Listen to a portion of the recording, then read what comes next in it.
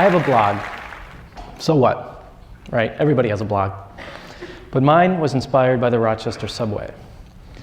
Not the sandwich shop. I mean, the actual Rochester subway.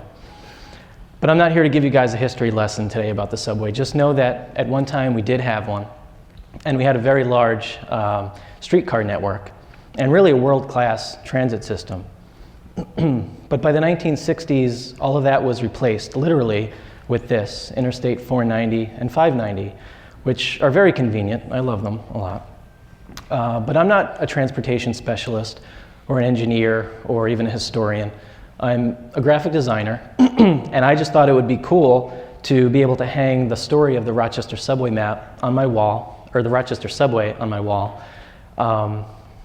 So with the help of a friend, Otto von Drack, I designed a Rochester subway map. And that's the blue line is the original subway line with all of the stops and all of the extensions and lines that were proposed at one time or another. Obviously, this map is complete fantasy today, but it's opened up Pandora's box. Everyone who sees it seems to have sort of a visceral reaction to it, and not everybody reacts quite the same way. I received a ton of emails and letters from people who remember riding the subway when they were kids. I've received serious business proposals from people wanting to reopen the subway or turn the tunnels into some kind of a museum or a shrine. I've also heard my fair share of ghost stories. That picture on the left there is actually supposedly the subway ghost that chased somebody out of the tunnels one night. I can't make this stuff up.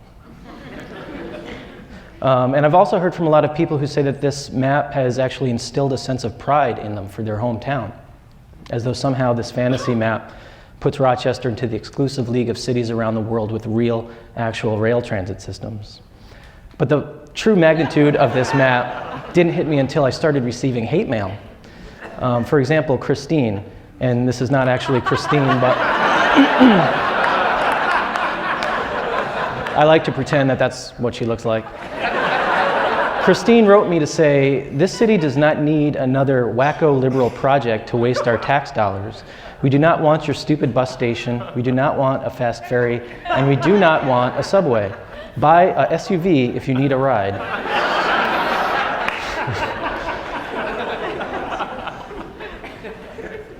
You know, I thought about Christine's comments for a while, and this is actually what I really like about blogging, is that little golden nuggets of ideas can come from anybody at any time.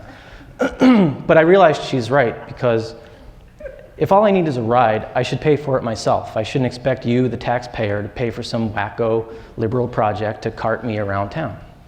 So let's take a look at some of these kinds of wacko projects. How about the inner loop? $34 million to build this in 1962, I think, or 1960. It wiped out entire neighborhoods and has been strangling downtown ever since. And now the city's looking for $22 million just to fill in this giant mistake, or half of it. How about an ever-growing network of streets and highways that constantly need maintenance and rebuilding every 20 or so years? Millions of dollars for road improvement projects and new highway interchanges at the University of Rochester and diverging diamonds, whatever those are. How about municipal parking garages and fancy new bridges and all of the maintenance that goes with these things? Christine probably thinks that her gasoline taxes pay for all of these things, but not even close. Highway user fees, including gas taxes and tolls, only go to pay about half of the construction and maintenance costs of our highways and roads. Since the dawn of the interstate system, over 600 billion public dollars have been sucked into road construction alone. That's a lot. If it weren't for these wacko projects, Christine wouldn't be getting very far in her SUV. So I've done a lot of research and writing about these things on my blog, and I've come to realize that Christine's logic is extremely flawed, mainly because transportation is about much more than just getting our asses from point A to point B. Transportation is about connecting people to food supplies and services, connecting people to jobs, and not just for those of us who have the ability to drive a car or the means to drive a car. And what's most eye-opening for me is how transportation shapes land use. This is a satellite image of a small section of Jefferson Road in Henrietta. But everywhere in Rochester, everything we build is designed around the automobile.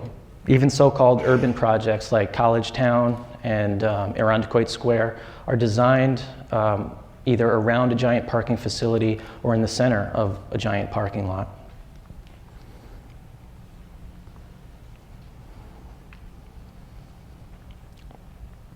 I just wanted to say that there's no hybrid electric, hydrogen fuel cell, wind-powered vehicle that will ever fix this mess.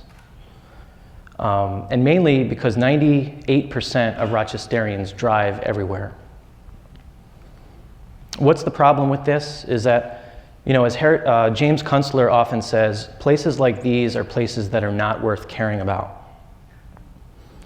We go there because we need to, we get what we need, and we get the hell out as fast as possible. And we sure as hell don't walk there because places like these are an absolute nightmare for pedestrians.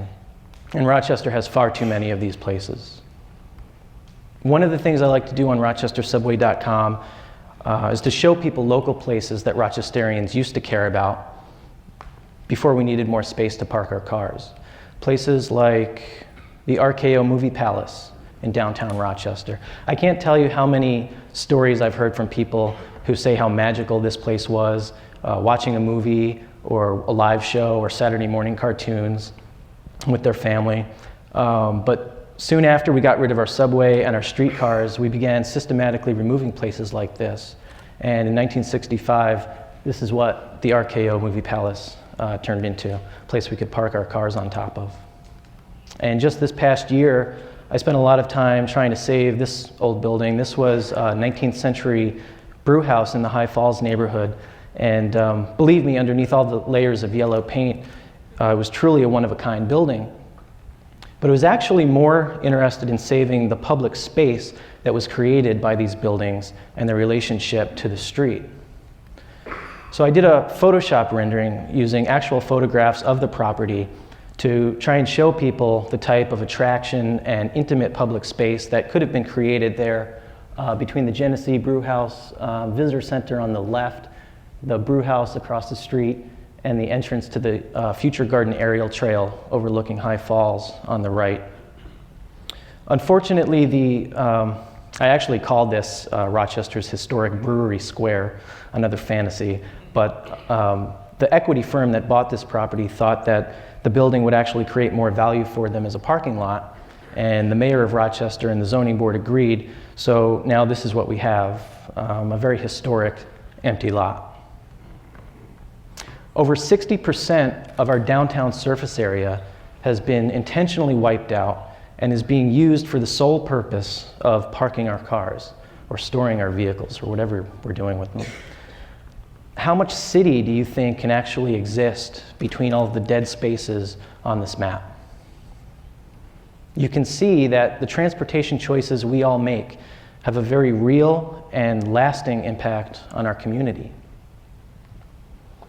And think about this, there's an enormous and growing demand now across the country for walkable, transit-oriented development, right? Young people, college graduates, and retirees are all seeking out cities that can offer them this type of urban lifestyle. Being able to live without having to rely on a car, being able to walk to work, to shopping, to entertainment. Rochester has very little of this right now, but it represents a very large economic opportunity. And this is what we're after, right? Why wouldn't we want to do everything humanly possible to activate street life in Rochester? Foot traffic, people on the street. This is what attracts businesses, and in turn attracts more people. And when you have people on the street sharing a public space, that's when fun stuff happens. Stuff like window shopping. Remember window shopping? This is what our community looked like before we all became automobile dependent. People on the street sharing ideas. We didn't have to have a TED conference to share ideas. The streets were the living rooms of our society. This is our idea of community today. We drive around and we communicate with each other through the windows of our car, and then we say to ourselves, gee, it's such a shame our city looks the way it does. The sad part is we all seem to be perfectly content. And this is telling. I emailed our county executive and I asked her what she thought of our transportation system and if there was anything she'd like to see changed or improved. This was her response. Our local transportation infrastructure is far more than adequate. The average commute for residents in our area is a scant 20 minutes. I'm skipping ahead. At present, our residents and visitors seem to be very satisfied with the transportation infrastructure we have in place. Now, she's right. She's absolutely right. It only takes 20 minutes to get anywhere in Rochester, as long as you're behind the wheel of a car. But ask yourself, are you satisfied with this? Rochester, the city with a 20-minute commute to nowhere. And let me be clear, this didn't happen because our economy crashed. This happened because for the past 70 years, we've been designing our community around the automobile and not people. The good news is this is reversible, but right now we don't even realize we have a problem. I founded an organization called Reconnect Rochester. We're not trying to bring back the subway. Our ultimate goal is to create safer, more attractive streets and neighborhoods through effective use of land and transit. We're building partnerships across the region to get people to at least start talking about smarter growth policies and transit alternatives. We're partnering with our transit authority, RGRTA, to encourage the use of public transit through programs like Rock Transit Day this past June. And we're also working hard to encourage the improvement of regional pedestrian, bicycle, and rail facilities. But Reconnect Rochester is very small. So one thing you guys can all do to help is to ask yourself a simple question before you get in your car. Do I have to drive today? Or can I walk? Can I ride a bike? Can I skateboard? Or can I hop on a bus? I just threw the skateboard part in there. You know, the choice is yours. You can hang the Rochester subway map on your wall and you can fantasize about what might have been, or you can start showing your elected officials that it's time to trade in our wacko, liberal, automobile-only policies for a more balanced approach to transportation in Rochester and a better community for you and your kids.